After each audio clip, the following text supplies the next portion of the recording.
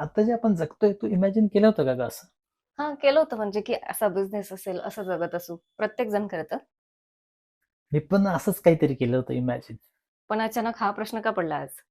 काल जे पुस्तक वाचत होतो ना त्याच्यात त्यांनी एका मध्ये म्हटलेलं की तुम्ही जे आज जगतायत ना ते तुम्ही यापूर्वी इमॅजिन केलंय. ॲक्चुअली मी जे वाचते त्यात पण हेच म्हटलंय. पण आपण वेगळी पुस्तकं वाचतोय ना? हा आहे मितेश आणि ही लतिका. आणि आम्ही करणार आहोत 100 days of discipline challenge. Day 13. Workout नंतर लगेचच मेडिटेशन केलं आणि मग ब्रेकफास्टही संपवला. त्यानंतर आम्ही आपापलं वाचन केलं. ज्या पुस्तकांबद्दल आम्ही मगाशी बोलत होतो तीच पुस्तकं आम्ही वाचली. मेथी पालक दशमीवर ताव मारून आम्ही दिवसभर हायड्रेशनचीही काळजी घेतली. नंतर लगेचच स्किन केअरही संपवलं कारण मितेशला जायचं होतं शूटला.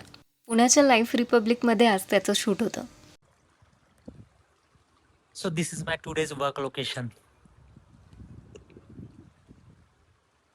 मग मितेश गेल्यावर मीही सगळा वेळ एडिट करण्यात घालवला. बरीच कामं झाली आज. आज भगर आमटी खायची खूप इच्छा झाली होती आणि मितेशला यायला खूप उशीर झाला रात्री, त्यामुळे त्याने जेवण तिकडेच केलं.